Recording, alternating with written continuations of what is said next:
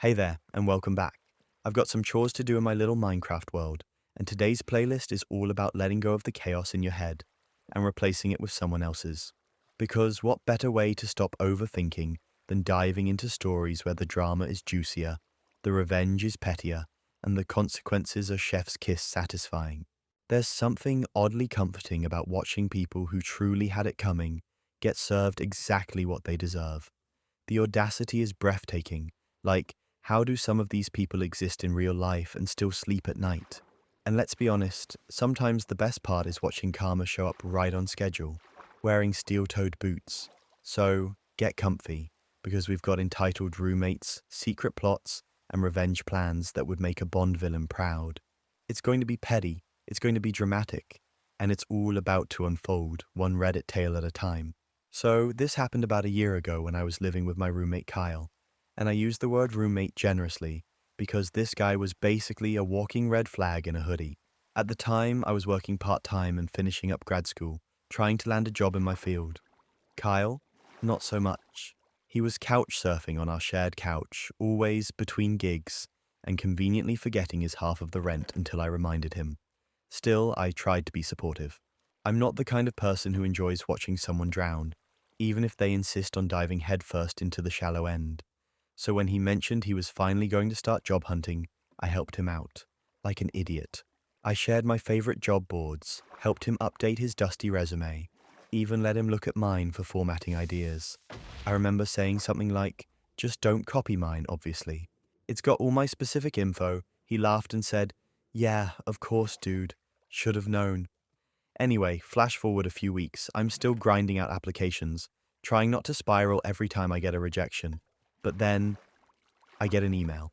Subject line, onboarding documents. Welcome to the team. Now, for a second, I thought maybe I'd applied late at night and blacked it out. But the job title caught my eye. It was the job, the one I'd been dreaming about for months. Full-time, solid pay, benefits, work in my field. Except I never got an interview for it. Never even heard back. My hands started shaking. I opened the email. It's addressed to me, full name, my exact resume, like not just the layout. The content, my internship history, my certifications, everything. I felt like I'd been punched in the gut. I read it 3 times before it clicked. Kyle used my resume, word for word, and he got the job. At first, I thought it had to be a mistake. Maybe we had similar experiences. Maybe it was just a coincidence. But no. When I asked Kyle casually that evening how the job search was going, he grinned and said, actually, I just got hired by this tech firm downtown. They loved my resume. I stared at him. And then he had the audacity, to say, thanks for letting me look at yours, by the way. Gave me some great ideas. He didn't borrow my ideas. He stole my identity with a smile on his face and leftover pizza on his hoodie. But that wasn't even the worst part. The worst part was that he was bragging, acting like he'd hustled hard and finally caught a break. Meanwhile, I'm sitting across from him wondering if I'd be the one paying rent again next month, while he pockets a salary built on my credentials. I didn't say anything in the moment. I just nodded, said congrats, and locked myself in my room. And then I got to work. First, I pulled up the job listing and my original application, just to confirm the dates. Yep, I had applied over a month before Kyle allegedly got serious. Then I gathered my resume, the one he'd copied, and compared it to the one he submitted. I didn't even have to do a deep dive. The fraud was so blatant it was practically comical. My bullet points, my phrasing, even the typo I'd missed in my own version, all there. That's when I knew. He wasn't getting away with this. I called the company the next morning, asked for the HR rep listed in the onboarding email, kept it calm, polite, professional. Hi, I said. This is going to sound strange, but I received an onboarding email from your company, except I never interviewed with you. I think someone may have submitted my resume pretending to be me. There was a pause, then a very cautious, can you send me some documentation? Oh, I could. I sent everything. My ID, the original resume with timestamps, screenshots of my application portal, and, the kicker, a side-by-side comparison of my resume and Kyle's plagiarized version. I expected a delay, maybe a few days of back and forth. Instead, HR called me that afternoon. The tone was tense. They thanked me for the information, confirmed that the person they'd hired had shown up that morning for orientation, and that yes, he'd used the name Kyle. But the documents? My name, my experience, my life. They said they'd handle it internally and would appreciate it if I didn't post about it publicly, which I didn't, yet. But, oh, I wish I could have been there. Apparently, halfway through orientation, right after he picked up his badge and company laptop, Kyle got called into a private meeting. I don't know exactly how it went down, but I imagine it wasn't a warm, supportive check-in. What I do know is he came home that afternoon red-faced, sweaty, and pissed. He slammed the door and said something like, "Some HR chick said there was a mix-up with my documents and now I'm under review." What the hell does that mean? I shrugged. Dunno, man. Maybe you shouldn't have submitted my resume with my work history on it. He went pale and quiet, which was rare for Kyle. Then came the follow-up email. HR looped me in, confirming Kyle had been let go, effective immediately due to falsified application materials. They also thanked me again for my discretion and confirmed that I was welcome to reapply, which I did, and actually got an interview this time, but more on that later. Kyle spent the rest of that week sulking on the couch like a teenager grounded from Xbox. He never admitted what he did, but he knew I knew. And I knew he knew I knew. It was delicious. By the end of the month, he moved out. Or more accurately, he ghosted the lease and vanished overnight. I got a Venmo request a week later from him, asking for his half of the security deposit. I declined it. Twice. Because sometimes the best revenge isn't yelling or fighting. It's letting someone fall flat on their face using the very lies they thought would lift them up. Wow.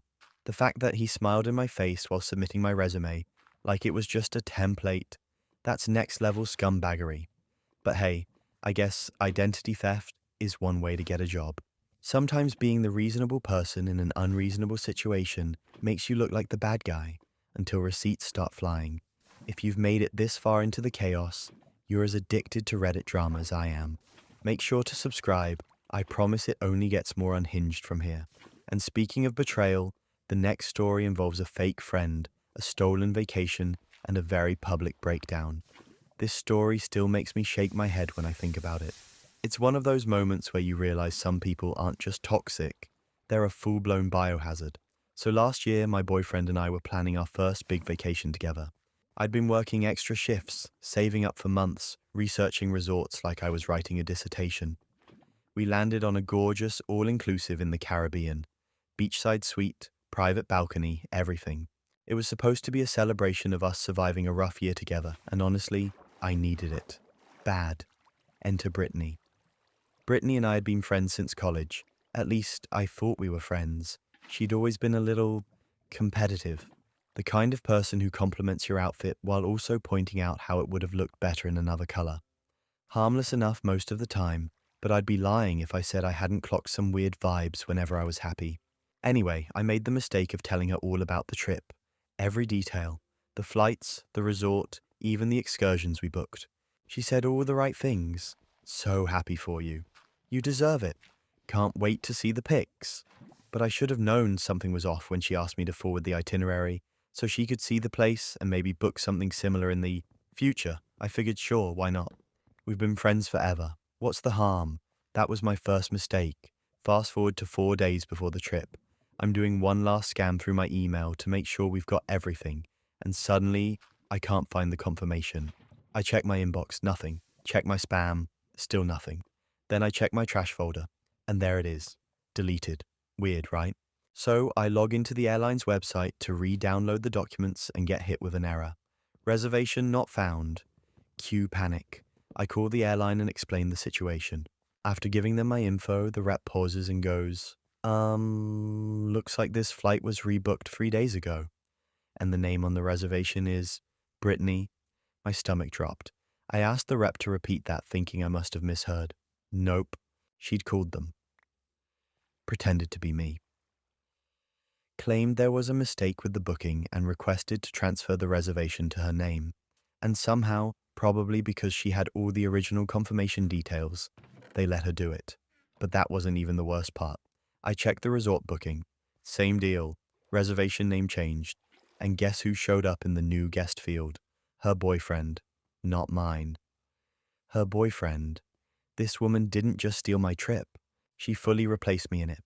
I sat there for a solid 10 minutes in silent, simmering disbelief.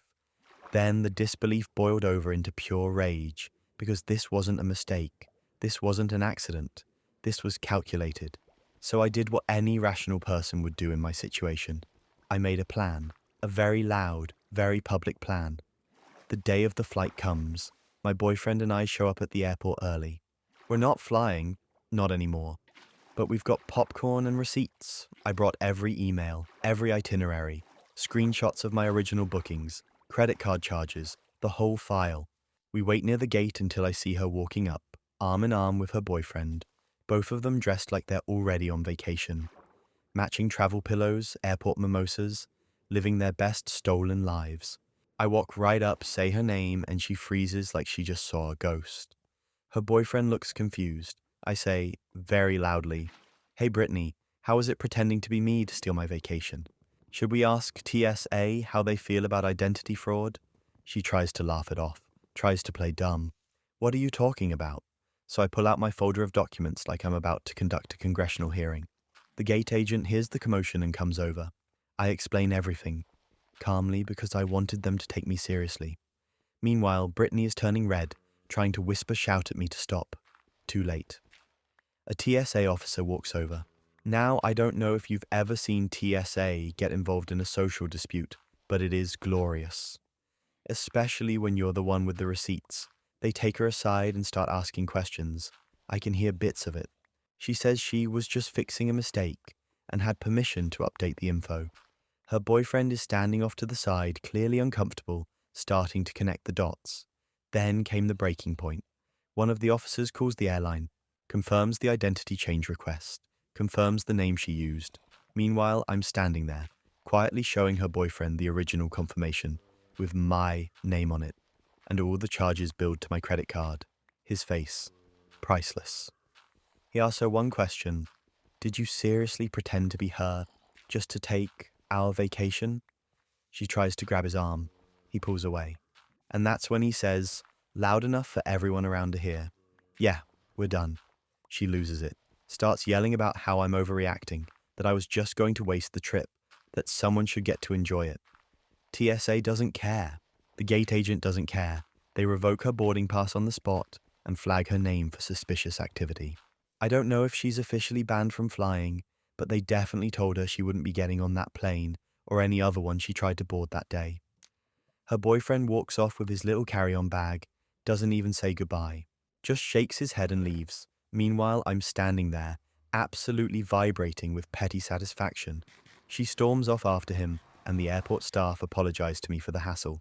That night, the airline reissued a full refund. After I explained the identity theft, I used the money to book another trip. Not as fancy, but better company. And this time, no one got a copy of the itinerary. Wow. Just wow.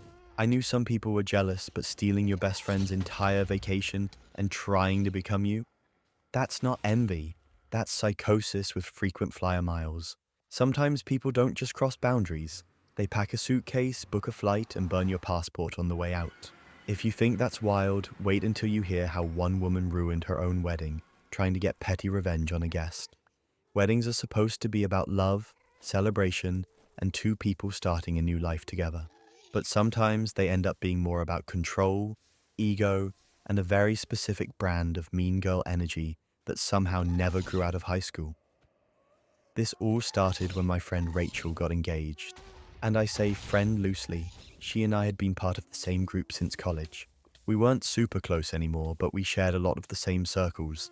So when she announced her engagement and started planning the wedding, I figured I'd be invited like everyone else.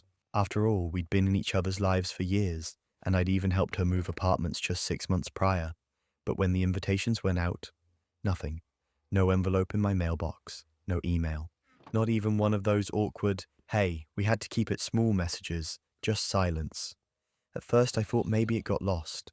Then I started hearing from mutual friends, the ones who did get invites, that Rachel had made some very specific food accommodations for the reception and was asking people not to bring certain things. Okay, fair enough. Until someone mentioned the word shellfish. That's when things got interesting. You see, I'm not a full-on seafood junkie, but I do have a bit of a signature. Every time we go out to eat, I order something with shrimp. I bring shrimp skewers to potlucks. I once made shrimp mac and cheese for Friendsgiving, and Rachel wouldn't stop talking about how good it was. So, when a mutual friend told me the bride had declared a life-threatening shellfish allergy and was warning everyone not to wear any kind of seafood-scented lotion or even eat sushi in the days leading up to the wedding, I was confused. This was a new allergy, like brand new. I started thinking back, college dinners, brunches, her birthday 2 years ago at that seafood place on the pier. Rachel had eaten calamari with me, and mussels, and crab cakes, so I texted her. Nothing aggressive, just a, "Hey, I heard about your allergy. Hope you're okay. That's really scary. Did something happen recently?" She replied a full day later with a message that felt like it had been reviewed by a PR team. "Hey, yeah, it's super serious. I developed it suddenly last year. Anaphylaxis and everything. Doctor said I can't even be in the same room with it now. Total nightmare LOL, I wasn't going to push it. But something about it felt off. Then came the wedding weekend. I was fully planning on not going. Didn't want to make it weird, especially if she really did have a medical condition she was managing. But then, plot twist, my friend Jess, who was invited, asked me to come with her. Her boyfriend had bailed last minute and she didn't want to show up alone. I hesitated for a second, then thought, why not? Rachel and I weren't tight anymore, but technically I wasn't crashing. Jess had cleared it with the venue and RSVP'd correctly. Plus, I was curious. If nothing else, I'd get some free champagne and maybe figure out what was really going on. When we got to the reception, it was gorgeous. Garden venue, string lights, champagne tower, the whole Pinterest board come to life. And then I saw the menu: shrimp cocktail, lobster ravioli, mini crab cakes during cocktail hour. The words seafood bar were printed right there, in gold foil, on every menu card. I remember blinking a few times just to make sure I wasn't hallucinating. But no, there it was. 3 separate shellfish options, including one that guests were literally crowding around with tiny forks in hand. That's when it hit me. Rachel had lied. She faked a life-threatening allergy just so she could exclude me from her wedding without looking like the bad guy. She knew I'd ask about it, knew I'd connect the dots, but what she didn't expect was for me to show up anyway. I wasn't going to make a scene, I swear. I had no intention of turning her wedding into an episode of Maury. But then came the toasts. Her cousin, who'd clearly had one too many glasses of rosé, got up with the mic and started doing that thing where people try to be sweet but can't resist throwing a little shade. She was halfway through a sentimental story when she suddenly said, "And honestly, I still don't understand how Rachel can go from having seafood boils with us every summer to a full-blown allergy. Like, when did that even happen?" You could feel the oxygen leave the tent. The crowd got awkwardly quiet. I looked over and saw Rachel's face do this micro-expression thing. Part smile, part death glare, part internal screaming. Her new husband looked confused. A few guests were whispering. Then came escalation number 2. Jess, my friend who brought me, leaned over and said, not quietly, "Wait, wasn't that the reason she didn't invite you?" And Rachel heard it. I saw her eyes flick to us like laser beams. Then, like clockwork, her mom stood up and said, "Well, some people just develop allergies later in life." Someone else chimed in, "So why all the seafood then?" It snowballed in real time. People were asking questions, not just about the food, but the guest list. "Wait, you weren't invited either? Didn't she say the venue was at capacity? I thought she wasn't doing plus ones?" And the bride? Standing there in her $3,000 dress, trying to do damage control while a slow, quiet mutiny brewed over crab cakes and wedding politics. Then came the breaking point. Rachel walked over to our table and pulled me aside. In front of everyone, she hissed, "What are you even doing here?" And I just smiled and said, "Jess invited me." But hey, I'm so glad your allergy cleared up. You must be thrilled she didn't respond. Just stood there, jaw clenched like she was trying to decide whether to cry or scream or both. Then she turned and walked away, straight to the bar, where she downed what looked like a double vodka soda. The rest of the night was a mess. Guests started leaving early. Her cousin apologized to me for accidentally setting off a bomb. Rachel barely made it to the cake cutting.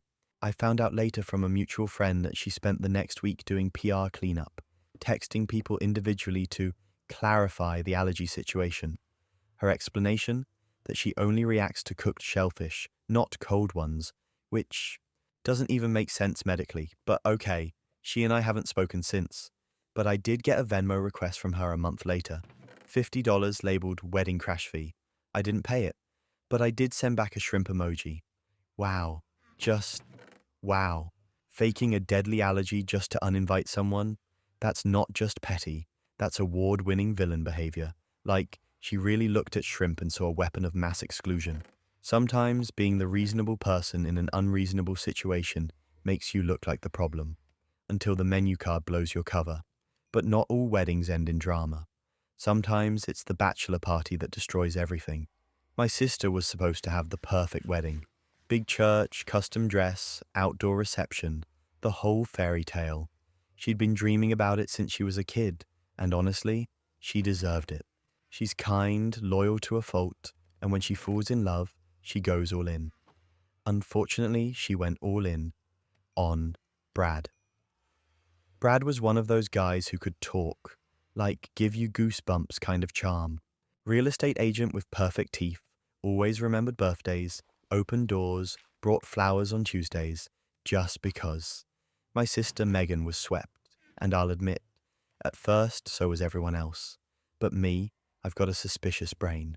And Brad always felt just a little too polished, too on, like he was playing the role of the perfect fiancé, but forgetting to blink. Anyway, 6 weeks before the wedding, he goes to Vegas for his bachelor party. Classic, right? Megan wasn't thrilled about it, but she trusted him. And to be fair, Brad did the whole, I'll be texting you the whole time, don't worry thing, which in hindsight was its own kind of red flag. Because then the texts stopped. Radio silence from Thursday night to Sunday morning. Megan was anxious. She kept checking her phone like it was going to cough up a text. When he finally did message, it was short. Sorry, bad signal, crazy weekend. Can't wait to see you. That might have worked. Except he forgot one thing. My best friend from college, Lexi, lives in Vegas. And guess where she works? Security at a rooftop bar. One that Brad and his band of groomsmen just happened to visit Friday night. She texts me out of nowhere. Hey, isn't your sister marrying a guy named Brad? My stomach immediately sank. She sends me a video. Just 30 seconds. But it's enough. Brad drunk off his face with a woman who is very much not my sister, sitting on his lap. They're kissing, not oops, alcohol, kissing, full on. I've known you for more than 5 minutes kissing. His hands are everywhere. The background audio is basically frat house meets nightclub. I played it 5 times in silence. Then I called Lexi. She gave me the rundown. Brad showed up with about 10 guys, started drinking hard, and was all over multiple women all night. There are witnesses. There's footage. Lexi even said one of the bartenders had to tell him to chill out, or they'd get kicked out. At first, I wanted to go scorched earth. Tell Megan everything. Burn it all down. But when I sat her down, gently, and I do mean gently, and told her I'd seen something upsetting from Vegas, she froze. Then she started defending him. I'm sure it was a misunderstanding. It was probably just a dare. You know how drunk guys act. I couldn't believe what I was hearing. But I also knew it wasn't the time to push. The wedding was weeks away. The pressure, the money, the dress. She couldn't see straight through all of it. So I backed off, but I didn't let it go. Instead, I asked Lexi for more, and oh boy, did she deliver. Turns out the club had security cameras. High quality. Wide angle. Lexi got me a flash drive with over 2 hours of footage. Brad kissing, touching, grinding, and not just with one girl. It looked like a highlight reel from a frat boy fever dream. I knew then I had to do something. Megan deserved the truth. Undeniable. Truth. And if she couldn't accept words, I'd give her pictures. Literally. Then came the wedding day. Everyone looked perfect. Megan was glowing. Brad, smirking as always. Everything went smoothly through the ceremony. Vows, rings, the kiss. I watched it all with my jaw clenched and a flash drive in my clutch. The reception started. Speeches, drinks, polite laughter. And then it was time for the slideshow. You know the type. Baby photos, awkward teen years, prom, college, engagement. It was supposed to end with a sweet message. Here's to forever. But this version had a bonus scene. I waited until the final slide faded, then got up to make a toast. I thanked everyone for being there, said how beautiful my sister looked, and how proud I was to stand beside her on such an important day. Then I said, before we toast, I thought I'd add a few extra memories from the groom's side. I nodded to the AV guy. He plugged in the flash drive, and Brad's highlight reel began to play. At first, people thought it was a mistake, but then came the audio. Brad's face, full screen, pulling that girl onto his lap. Come back to my room, baby. Her giggle, his hand sliding under her skirt. The room fell into absolute silence. You could have heard a wine cork drop. Megan stood frozen. Brad jumped out of his chair, ran to the DJ table, shouting, "Turn it off! Turn it off!" But it was too late. People had already seen enough. One of the groomsmen literally face-palmed. Megan's best friend gasped so hard she choked on her champagne. The bride's face went from stunned to broken to furious. Then came the breaking point. Megan turned to Brad and said, loud and clear, "You kissed me with that mouth yesterday." Brad tried to talk, but she held up her hand like a stop sign. And then, deadpan, she said, "This wedding is over." Guests gasped. One of his cousins started clapping. And Brad? He just stood there, silent, realizing there was no coming back from this. The venue coordinator, who I later learned hates cheaters, leaned over and said, "We actually have an opening for tomorrow if you'd like to rebook, for a divorce party." Megan didn't laugh, but I did. Brad was escorted out by the best man, who muttered, "I told you Vegas was a bad idea." That night, the reception turned into an impromptu girls' night. Megan changed out of her dress, grabbed a plate of cake, and sat at the head table like a queen who just cancelled her own coronation. I told her I was sorry for doing it like that, but she said, "No, I needed to see it. I wouldn't have believed you otherwise. Sometimes people only hear the truth when it plays on a projector screen." Wow. Imagine getting dumped at your own wedding, with your dirty Vegas footage playing on loop like a highlight reel from your own stupidity. There's something satisfying about poetic justice, especially when it's served during dessert. And if that wasn't bad enough, wait till you hear what happened when a guy's girlfriend threw away his late mother's ashes. On purpose. I never thought I'd be the kind of person to get revenge. That's just not how I'm wired. I've always been the quiet one, the let it go type, the just take the high road guy. But everyone has a line, and I found mine the day I came home to discover that my girlfriend had thrown away my mum's ashes, not knocked over the urn, not spilled them by accident, not even hidden them out of spite. She threw them away. Like trash. My mum passed 2 years before this happened. Cancer. It was brutal and quick. She was my rock, the one who always believed in me, even when I didn't believe in myself. After she died, I kept her ashes in a small wooden box on the bookshelf.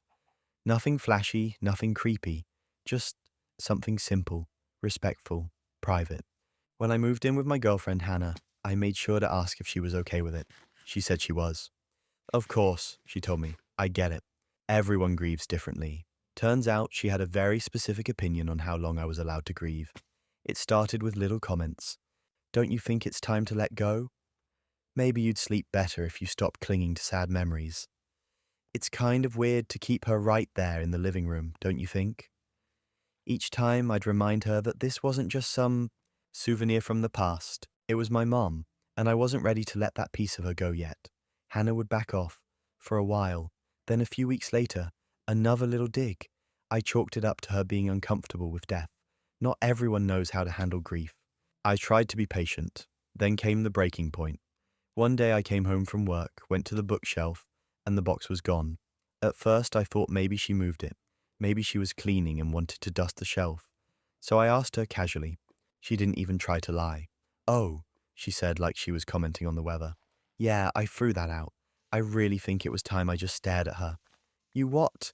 She shrugged. "You need to let her go. Holding on to ashes isn't healthy." I read about it. It keeps you stuck in the past. I didn't speak. I couldn't. I felt like the air had been sucked out of my lungs. I opened the trash can like an idiot, hoping maybe, just maybe, she hadn't done it yet. It was empty. She'd already taken it out. I asked her if she at least saved the ashes in a container, or if she actually dumped them. Her response? Honestly, I didn't look. It was just dust. That was the moment something in me shifted. She looked at my mother. the woman who raised me, who fought through pain with grace, who had more strength in her pinky than Hannah had in her entire body, and called her just dust. I didn't yell, didn't cry. I went to my room, closed the door, and stared at the floor for hours. The next day, I started collecting screenshots. You see, Hannah had this habit of texting things she probably shouldn't have. Complaints about her friends, mocking comments about coworkers, two-faced stuff about people she pretended to be close with. She also loved gossip and wasn't smart enough to keep it offline. Over the course of a few weeks, I quietly gathered everything. Every petty, cruel, manipulative message I'd ever seen her send. DMS group chats, screenshots from old arguments, a full archive of red flags. Then I built a website. At first glance, it looked like a memorial site, a tribute to my mum. Her name at the top, soft piano music auto-playing, a nice photo in grayscale. But scroll down, it turned into something else entirely. The page read, "This was my mother.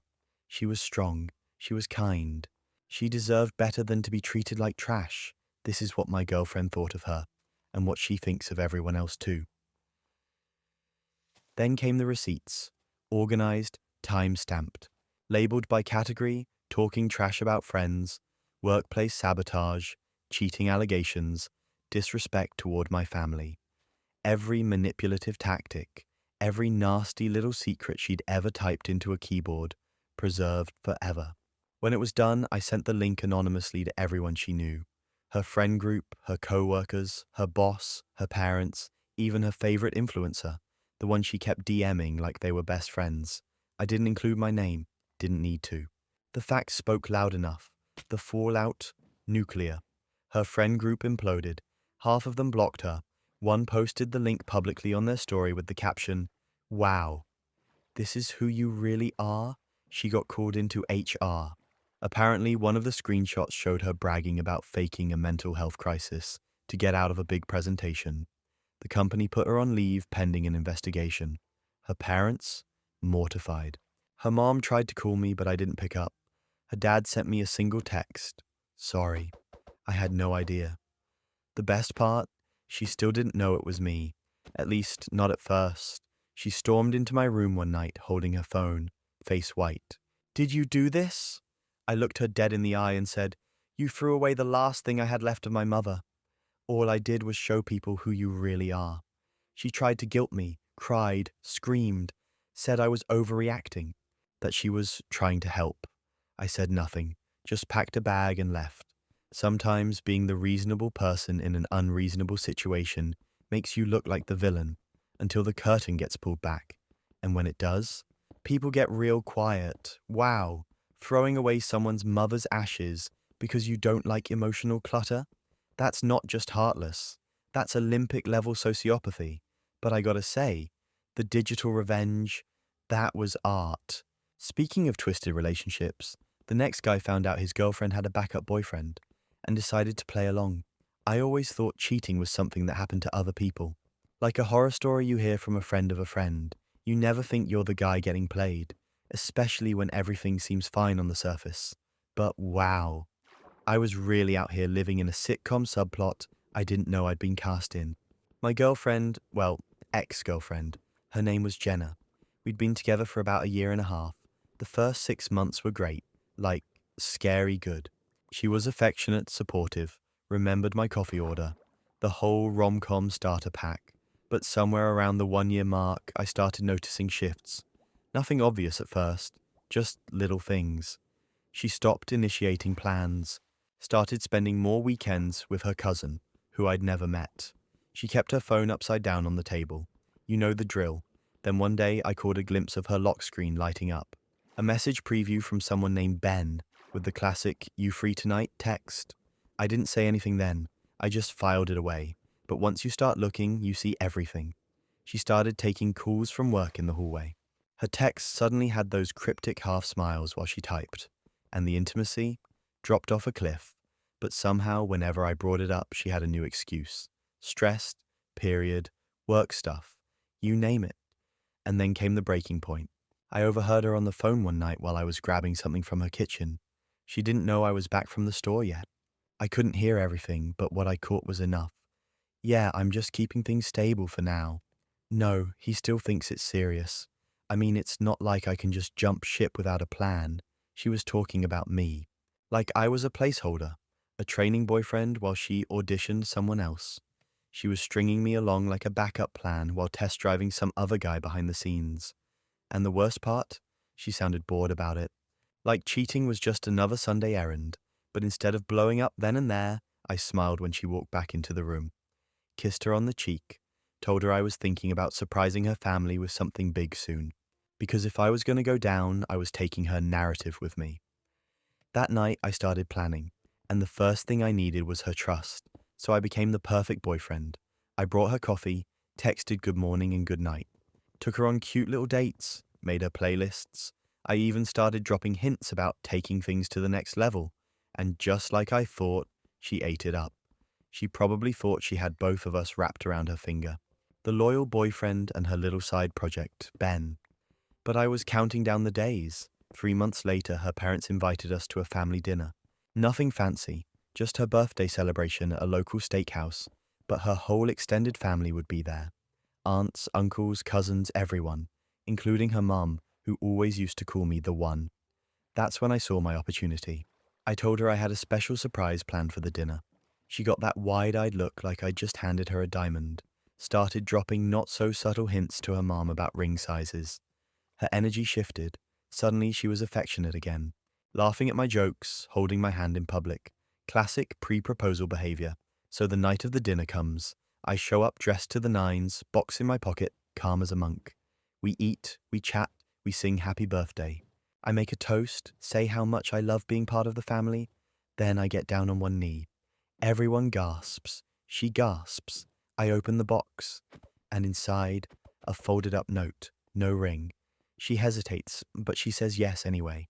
Big smile, tearful eyes. She probably thought I just forgot the ring at home. And that's when I stood up, handed her the note, and said, "Good luck explaining this to your real boyfriend." Her face went sheet white. Everyone just froze. She opened the note. Inside were printed screenshots, her messages to Ben, her call logs, even a selfie they took together at some rooftop bar 2 weeks earlier, time-stamped, courtesy of a very discreet background check. The restaurant was silent. Her mom looked like she was about to faint. One of her uncles let out an actual Jesus Christ. I turned to her parents and said, "Thanks for everything. You were the best part of this relationship," and I walked out. But the kicker? Her parents followed me. Her dad came outside, apologized, and said, "You didn't deserve that. She's been pulling stunts like this since high school. Thank you for showing us." I heard later that Jenna tried to spin the whole thing as emotional confusion, and I was going through a lot. But apparently the sympathy well ran dry. Fast. Her mum still sends me Christmas cards. True story. Wow. The fact that she said yes to a fake proposal while actively cheating? That's not just delusional. That's Olympic-level narcissism. Sometimes the best revenge isn't yelling or fighting. It's letting someone happily expose themselves in front of everyone they care about. But sometimes it's not your partner you have to worry about. It's your own mom going behind your back. I was the first person in my family to go to college. That meant a lot of things: pressure, pride, student loans, but mostly it meant I was on my own. No one in my family really understood FAFSA forms or financial aid deadlines, so I figured it was up to me. I worked hard, got decent grades, and even landed a small scholarship that covered part of my first year. Things were tight but manageable, until I tried to apply for aid for my second year, and got denied. I thought maybe I filled something out wrong. A missing box, a wrong digit. But when I called the financial aid office, the woman on the phone sounded hesitant, like she didn't know how to break bad news. "Actually," she said, "it looks like you already have a substantial loan, one that's been deferred under your name since last year." My stomach dropped. I hadn't taken out any additional loans. I couldn't. I'd capped everything at the bare minimum. I asked her to clarify. She gave me the lender's name, the balance, the disbursement dates. That's when I knew something was really wrong. Because those dates, they lined up with months I was still at home, before I even set foot on campus. I got off the phone and did what any financially confused student would do. I checked my credit report, and there it was, a $17,000 private loan taken out in my name. Forged signature, my address, my social security number. I sat there staring at the screen like it was a horror movie I couldn't pause. The worst part? There were auto payments on it, from my mum's checking account. That's when the horror turned into something worse, a quiet, seething anger. I didn't say anything right away. I wanted to be sure. I pulled all the records I could. I compared signatures. I even called the lender and recorded the conversation where they read back the phone number and email address listed on the application. It was my mom's, so I confronted her. I waited until she was in a good mood, making dinner, humming, like she hadn't just casually committed a federal crime. "Hey," I said, trying to sound calm, "did you take out a loan in my name last year?" Her eyes flicked up for just a second too long. Then she laughed. "What? Number? Why would I do that?" I showed her the papers. I showed her the application. I showed her the account tied to her bank. And this woman, my mother, looked me dead in the eye and said, "That's not mine. Someone must have stolen your identity." She had the audacity to act offended. Said things like, "How dare you accuse me? And I raised you, and this is how you repay me?" Real Oscar-worthy gaslight performance. But that wasn't even the worst part. She tried to spin it like she was the victim. Told me I was being dramatic, that everyone does stuff like this, and that it's just a temporary solution until we're more stable. The we in that sentence? Yeah, she meant me, because in her mind, my future was her piggy bank. That night, I called my campus legal clinic. They connected me with a real attorney. I explained everything, handed over the documents, the call recording, and screenshots of the loan dashboard showing her email. They didn't even blink. "This is financial fraud," the lawyer said, "and if you want to press charges, you can." It took me 3 days to decide. Not because I was unsure, but because this was my mum. The woman who raised me, packed my lunch, taught me how to ride a bike, but she also stole my identity, lied to my face, risked my entire future for a check she didn't want to earn herself. So I filed the report. The police showed up at her house 2 weeks later. I wasn't there, but my aunt called me right after. Said it was chaos, that my mom screamed about being set up, that she was framed. She even tried to throw me under the bus, told the officers I had mental health issues, and was making things up for attention. That's when I handed over the final piece. The recorded call with the loan servicer, confirming the application was made using her contact info and banking details. Boom, game over. She was charged with financial fraud, identity theft, and forgery. I didn't go to the court hearing, but I read the transcript later. She pled no contest, tried to negotiate probation. Instead, she got hit with restitution, mandatory financial counseling, and a felony on her record. I'd say I felt vindicated, but honestly, I just felt tired. Like, how do you process the fact that your own mother would sabotage your life for a little extra money, and then lie to your face like you're the problem? Wow, this guy's living in an actual nightmare. Imagine realizing your parent sees your identity as just another credit card. Sometimes the worst betrayal doesn't come from strangers. It comes from the people who smiled while they handed you your high school diploma. And if you think that's bad parenting, wait until you hear about the mother who tried to bribe a teacher and then threatened them. I've been a middle school teacher for 6 years, long enough to see every kind of parent you can imagine. The sweet helicopter mom, the clueless dad who emails me twice a year, the overachiever parents who think their kid deserves a Nobel for showing up on time. But nothing prepared me for Tammy. Tammy was the kind of mum who walked into a parent-teacher conference like she was showing up to a corporate boardroom. Designer bag, loud perfume, Bluetooth headset permanently glued to her ear. Her son, we'll call him Connor, was in my language arts class, and let's just say academics were not his strength. I don't mean he was failing because he struggled. I mean he didn't try. 0 effort, no homework, frequently disruptive. He once turned in a 5-paragraph essay that was just LOL, typed over and over again like some kind of performance art. Naturally, his grade reflected that. So when I sent out quarterly reports and he was sitting at a solid D-, I expected an email, maybe a request for a meeting. What I didn't expect was Tammy showing up unannounced during my planning period, heels clicking like a Bond villain entering the scene. She sat down across from my desk, didn't even say hello, and launched straight into, "We need to fix Connor's grade."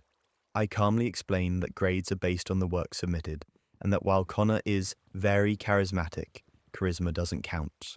For 40% of the final, Tammy smiled, reached into her bag, pulled out a $100 Starbucks gift card, and slid it across the desk like we were doing some back alley deal.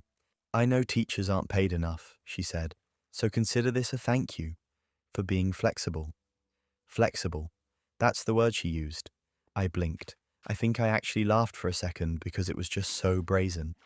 I told her, as politely as I could, that I couldn't and wouldn't accept gifts for grades. It wasn't just unethical, it was a fireable offense. And that's when her whole vibe shifted. The smile disappeared. The voice got lower, colder. Oh, I see, she said. So you're one of those teachers? The ones who hold kids back just to feel powerful. She stood up, grabbed her gift card like I'd insulted her ancestors, and said, I'll be speaking to the principal and the district. We'll see who's still employed next semester. She stormed out. Now normally I'd just write this off as another weird parent encounter, file it away under, well, that happened, and move on. But something about her tone told me she wasn't bluffing. I had a feeling she was going to go full Karen on this, and I needed to cover myself. So I did something I've never done before. I scheduled a follow-up meeting, this time with a witness and audio recording. I asked our assistant principal to sit in, said Tammy had requested clarification about Connor's academic standing. And because our state is one-party consent for recordings, I set my phone to record and left it in plain sight on the desk. I even labeled the folder Parent Meeting Backup, just in case. Tammy showed up right on schedule, acting like nothing had happened. This time she brought cookies, store-bought, still in the plastic, but it was clearly another gift attempt. Again, I explained Connor's grades, showed her the breakdown, offered him a chance to do makeup assignments. Nothing special, just the standard policy. She fake smiled through the whole thing, then said, I just think it would look bad if word got out that certain teachers were targeting specific students. Yup, there it was. The threat. She didn't even bother to be subtle. And thanks to the recording, I had it all. The fake charm, the bribe attempt, the passive-aggressive threats, all of it. The assistant principal walked her out, then turned to me and said, Please tell me you recorded that. I just pointed to my phone. We filed an incident report that day. I turned in the audio. The assistant principals submitted their own witness statement. And the district? They did not play around. Tammy was banned from school property, permanently. She could still attend conferences virtually, but she was no longer allowed anywhere near the building. Connor was reassigned to a different teacher, per request. Though, between you and me, the other teacher got the same behavior, and didn't let it slide either. But then came the part I wasn't expecting. A month later, I got an email from someone I didn't recognize. It was from Tammy's husband, short, professional. It just said, greater than thank you for documenting everything. I had no idea how far she'd gone. We've separated. The lawyer appreciated the recording. Turns out, Tammy had a habit of this kind of manipulation. Not just with schools, with neighbors, with business deals, even with family. The recording I'd made, it wasn't just a win for my job. It was evidence in a divorce settlement. Sometimes the best revenge is just giving someone enough rope to hang themselves. And wow, did she trip over it. She tried to bribe me with a gift card and walked away with a restraining order and a court date. I've had a lot of wild parent stories over the years, but this was next level. Wow. Threatening a teacher because your kid doesn't want to do homework? That's like blaming the thermometer for having a fever. Sometimes being the reasonable person in an unreasonable situation makes you look like the villain, until someone hits play on the recording. Okay, deep breath. Because the next one is just pure chaos. It starts with a stolen dog and ends with a courtroom showdown. When I rescued my dog, Leo, he was skin and bones with a half-healed scar on his back leg and the saddest eyes I'd ever seen. But within weeks, he blossomed into this goofy, tail-wagging, slightly too big for his own paws ball of loyalty. He became my shadow, slept by the door, waited for me at the window. We were a pack of 2, and that was enough. Until my neighbor decided she wanted to make it a pack of 3. Let me set the scene. I live in a quiet cul-de-sac, mostly older couples and people who keep to themselves. Except Janine. Janine is a lot. Think Real Housewives energy meets neighborhood HOA president with no actual title. Always peering through her blinds, always just popping by, always commenting on how lonely my house must be. At first, she seemed friendly, too friendly. When I brought Leo home, she came over with a plate of cookies, for me, and a treat bag for him. Such a beautiful boy, she cooed. He looks like he belongs in my yard. I laughed. Should have known better. It started small. I'd let Leo out in the backyard and catch Janine tossing treats over the fence. I asked her politely to stop. He had a sensitive stomach. She smiled and said, "Oops. He just looks so hungry." Then I caught her opening my gate to let him wander into her yard. She'd play it off with, "Oh, he just wandered over. Isn't he sweet?" And yeah, Leo's a sweetheart. He loves people. But dogs don't just wander through closed gates. One day I came home, called Leo, and nothing. Panic set in immediately. I ran around the neighborhood yelling his name until I saw him, sitting calmly in Janine's fenced yard, chewing on a bone. When I knocked, she acted surprised. "Oh, he must have gotten out again," she said, completely ignoring the fact that I never gave her access to my backyard. I asked for him back. She hesitated. That was the first time I saw something cold flicker across her face. "You know, he seems to like it here better," she said slowly. "He came to me. Maybe he's choosing where he wants to live." "Excuse me, lady, this is not the Parent Trap. You don't get to steal someone's dog because he likes your milk bones." I took Leo and walked away. The next morning, he was gone again. This time my gate was open. The lock had clearly been tampered with. And you already know where I found him, back in Janine's yard. Only now she was holding him by the collar and saying, "If you keep abandoning him, I'm going to have to call animal control." That was the moment I knew she was playing dirty. She was trying to flip the script, claim I was a negligent owner, that she was the rescuer. I told her firmly to give me my dog.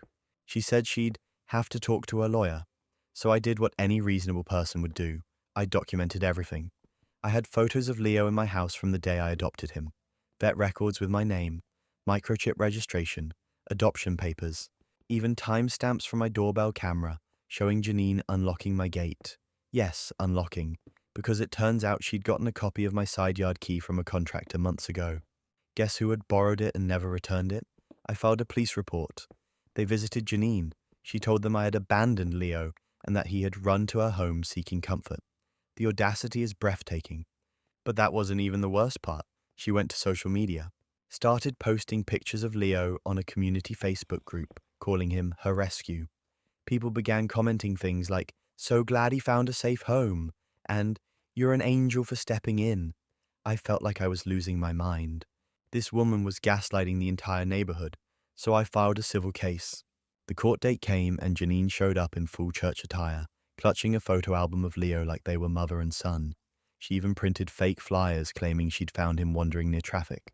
The judge listened politely, nodded, then asked me to present my case. I laid it all out. The chip, the paperwork, the adoption timestamp, the doorbell footage showing her luring Leo, the receipts of vet visits, the police report, even a notarized statement from my neighbor across the street who had seen Janine sneak into my yard twice. The judge didn't even take 5 minutes. She turned to Janine and said, "Ma'am, this dog was not abandoned. You stole him. If this were criminal court, this would be considered theft of property. Then, and I will never forget this," she added, "and next time you want a pet, I suggest the legal adoption process, not the neighbor's backyard." Janine turned red. Looked like she might actually faint. The bailiff had to gently nudge her toward the exit. Leo was returned to me immediately. The judge even signed an order stating Janine was not allowed within 10 feet of my property line without written permission. I installed security cameras the next day. Wow. Imagine trying to reverse engineer a kidnapping and acting like it's just community care. Sometimes being the reasonable person in an unreasonable situation makes you look like the bad guy. Until the judge starts reading from the top of the receipts. That was personal. But our next story, it's corporate level revenge at its finest. When I landed my job at this mid-sized tech company, I thought I'd finally made it. The pay was decent, the team seemed chill, and the office coffee didn't taste like battery acid. Low bar, I know, but I was optimistic. My manager, Dave, was one of those guys who wore Patagonia vests unironically and said things like, "Let's circle back" in everyday conversation. At first, he seemed supportive, gave me decent projects, praised my initiative, and even told me in our first one-on-one that he saw leadership potential. I thought, cool, Maybe I finally have a manager who actually wants to mentor me. Big mistake. Because behind all that performative positivity, Dave was the kind of guy who knew exactly how to play the game. And by play the game, I mean take credit for other people's work and pretend it was his idea the whole time. It started subtle. I'd draft a product spec or polish up a client pitch deck, and he'd say, "Great work, I'll present this to the team," and I'd be like, "Awesome, let me know if you need backup." But backup never came. And when the deck showed up in the Monday meeting, my name was nowhere on it. At first, I thought maybe it was just a fluke, a formatting thing. Maybe he just forgot to mention I'd worked on it. Then it happened again, and again, and again. One time, I spent 2 full weeks optimizing a backend process for a new feature. Late nights, testing, debugging, coffee-fueled coding marathons. I sent Dave the final results in a nice, clean report, complete with before and after stats and internal benchmarks. Next week's team sync, he pulled up my report and said, "So here's what I've been working on." No mention of me. Not even a shout-out slide. I felt like I was ghostwriting my own career. Finally, I confronted him. Calmly, professionally. I asked if he could include me when presenting work I'd led, and that's when the mask slipped. He looked me dead in the eye and said, "Look, you're still new here. You don't want to make waves this early. Trust me, execs respect people who know their place." I blinked. "My place? You want to grow here, right?" He continued. "Let me take the lead on visibility. You'll get your turn eventually, right? Just hang around and let you siphon off my work while I build character." Got it. That was the moment I stopped trying to play nice. Because if Dave wanted to play chess, fine. I'd just make sure he walked directly into checkmate. So I started documenting everything. Every draft, every edit, every email I sent with timestamps. I backed up work on my personal drive, compiled before and after versions of every major project, and logged who I shared them with. I even started using metadata on shared docs. You'd be amazed how many managers forget Google Docs tracks exactly who made what changes and when. I created a private folder called Receipts. By the time I was done, it looked like a prosecution exhibit. Then came the golden opportunity. The company launched a Recognition Week initiative, some corny HR push to highlight employee contributions. The CEO encouraged everyone to share stories of innovation and collaboration. A big Zoom call was scheduled with the exec team, and everyone was told to submit standout projects they'd been involved in. Of course, Dave submitted my project, the big process overhaul I'd spent weeks perfecting. So I submitted my own version. But here's the twist. I didn't just submit the deliverables. I submitted a full timeline with visual changelogs, screenshots, Slack receipts, and email threads, all wrapped up in a clean, polite narrative about how collaboration works best when people acknowledge the full team. I didn't name drop Dave. Didn't accuse, just let the work speak for itself. I also CC'd my skip level manager and the director of product. The day of the Zoom call comes, everyone's camera is on. Dave's looking smug. He starts presenting his project. But 2 minutes in, the director politely interrupts. "Actually, I'd love to hear more from me on this. I saw their name all over the documentation." Dave's smile falters. I unmute. Happy to walk through it. I go full professor mode. Clear, concise, just enough tech jargon to sound impressive, but not so much that it's obnoxious. The CEO nods along. Someone from marketing claps on mute. And Dave? He sits there frozen, smiling like he's chewing glass. After the call, I get a message from HR. "Can we set up a quick chat?" Oh boy. Turns out my portfolio triggered a bit of a domino effect. Apparently, I wasn't the first person Dave had done this to. Others had complained before, but without proof. It just got chalked up to miscommunication. My documentation? That was the missing piece. Within a week, Dave was reassigned to special projects, which in corporate speak is the Siberia of middle management. No team, no visibility, no power. Just endless internal reports that no one reads. Me? I got quietly promoted. Not a huge raise, but new title, more autonomy, direct line to leadership, and my name on every single project from then on. Wow. Imagine building your whole career on other people's work and getting exposed by your own Zoom meeting. You can't make this stuff up. Sometimes the best revenge is clean, quiet, and timestamped. Next up, let's talk about a story that starts with a toxic roommate and ends with a legal eviction. I used to think the worst part of having a roommate was shared dishes, or someone stealing your oat milk, maybe the occasional passive-aggressive sticky note war. But then I met Kyle. Kyle wasn't just a bad roommate, he was a parasite in a Patagonia hoodie. When we first signed the lease, everything seemed normal. 2 bed, 1 bath, decent rent for the area. Kyle was a friend of a friend, and he came with good references, or so I thought. He had a job, paid the security deposit, and even bought a shower caddy. The bar was low, but he cleared it. Then came month 2. Rent was due. I Venmo requested him like usual.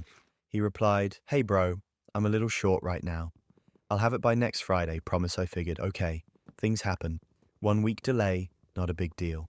But next Friday turned into next month, and the excuses kept piling up like unwashed laundry. First it was, my paycheck's delayed. Then it was, my bank froze my account. Then, I loaned money to a friend and now he's ghosting me. Classic reverse Uno card. I covered his half. Again, and again, and again. 7 months. That's how long this went on. 7 months of him living rent-free, eating my food, leaving Postmates bags on the counter like modern art. Every time I brought it up, he'd hit me with some variation of, "You're seriously gonna make a big deal about this?" Or, "You know I'm good for it." Spoiler, he was not good for it. But that wasn't even the worst part. Because when I finally told him, "This is your last month, pay up or move out," he straight up laughed. Laughed, like I'd just told a joke at open mic night. "You can't just kick me out," he said. "I live here." And that was the breaking point. I stopped being the chill roommate. I became the bookkeeping roommate. I started collecting receipts like I was preparing for a courtroom reality show. Every unpaid Venmo request, every next week text, every lease agreement clause, I printed it all. I even screenshotted timestamps showing Kyle gaming during hours he claimed to be at job interviews. I gave him one final deadline. No payment, no deal. He ignored it, so I filed for a formal eviction. Now, if you've never been through an eviction process, let me tell you, it's paperwork hell. But I dotted every I, crossed every T, and showed up to court with a literal binder. Kyle, on the other hand, showed up in a hoodie and tried to argue that paying rent had stressed him out emotionally. Yes, that was his defense. Emotional stress. The judge raised one eyebrow and said, "So, you didn't pay for 7 months, but you were emotionally distressed when asked to contribute to the place you live?" Kyle nodded, dead serious. The judge turned to me and said, "You have documentation?" Oh, I had documentation. I handed over the binder. She flipped through it. Lease agreement, bank statements, Venmo logs, text messages, and said, "This is the most organized eviction file I've seen in years." Then she turned back to Kyle. "You have 7 days to vacate the property, and you will reimburse your roommate for half the rent and utilities, or we'll see you again." In small claims, court Mick dropped. Kyle tried to stall. Tried to say he needed time to process. I reminded him that 7 months was plenty of time. He moved out 5 days later, leaving behind a pile of laundry, 2 broken dishes, and a half-used bottle of 3-in-1 shampoo that I still feel vaguely offended by. I replaced the lock that same day. Wow, this guy was living in someone else's house like it was a couch at his mum's place, and then tried to emotionally guilt-trip the court. I almost admire the audacity. Sometimes the best revenge isn't loud. It's quiet, methodical, and filed in triplicate. One more before we wind down. A story that proves sometimes the quietest revenge is the most powerful. I wasn't always the person people listened to in boardrooms. In high school, I was the quiet kid. Headphones in, hoodie up, mostly trying to stay invisible. Not because I was shy, but because it was safer that way. Safer from the comments, the gum in my locker, the fake, anonymous notes shoved in my desk that somehow always had the same handwriting. There were 3 of them. Let's call them Jason, Claire, and Brett. The ringleader, the cheerleader, and the sidekick. Every cliche you've ever seen in a teen movie, that was them. They turned my life into a running joke, and I was the punchline. And the worst part? No one stopped them. Teachers ignored it. Counselors called it personality clashes. I graduated thinking I'd finally left all that behind. Spoiler. They didn't think about me once, but I thought about them. Not out of obsession, not even out of anger, really. Just curiosity. The kind you get when you wonder what became of the people who made your life miserable. Fast forward 10 years, I'd built a decent life. Tech startup, couple of good exits, learned how to dress like I owned the room. Because eventually I did. One day, I'm browsing LinkedIn, and guess whose names pop up under a local software company? Yup, Jason, Claire, and Brett, all working at the same struggling little startup. And that's when the idea hit me. I could do what every teen dreams about, but never gets the chance to. Walk into the room, they're in, and own it. So I made some quiet moves, a shell company here, some private investing there. Took my time, kept my name out of it. It took about 6 months, but eventually I secured majority stake. Nothing flashy, just enough leverage to trigger a reorg. They called an all-hands meeting to meet the new leadership. Everyone expected some middle-aged investor in a blazer. Instead, they got me. I walked in, black suit, calm face, said my full name and watched 3 jaws drop at the same time. Jason actually dropped his coffee. Claire went pale. Brett looked like someone unplugged his brain mid-thought. I didn't raise my voice, didn't gloat. I just introduced myself to the rest of the team like any other executive would. Gave a short talk about restructuring, productivity, blah blah corporate buzzwords. Then I paused and said, "Oh, and we're letting go of a few people today. Jason, Claire, Brett. You'll find separation packets in your email silence, then chaos." Jason tried to speak, probably to spin it. Claire looked at me like she might cry. Brett just stood there completely frozen. I looked at them and said, "Don't worry. I gave you great references. You're very memorable people." The rest of the team erupted. Quiet claps at first, then a few people actually cheered.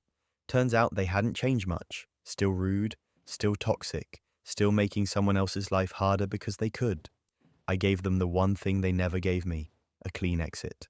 They left without a word, and I didn't feel victorious. I felt free, like I'd finally picked up a piece of myself that got chipped off back in 10th grade and glued it back in place. Wow, there's petty, and then there's poetic. Sometimes the best revenge isn't loud or angry. It's showing up, calm and collected, and taking back your power without ever raising your voice. And just like that, balance is restored. If you've made it this far into the chaos, thank you for spending time here. Whether you came for the petty revenge, the poetic justice, or just needed a break from your own overthinking, I hope this helped. Sweet dreams, everyone. And remember, sometimes the best revenge is peace.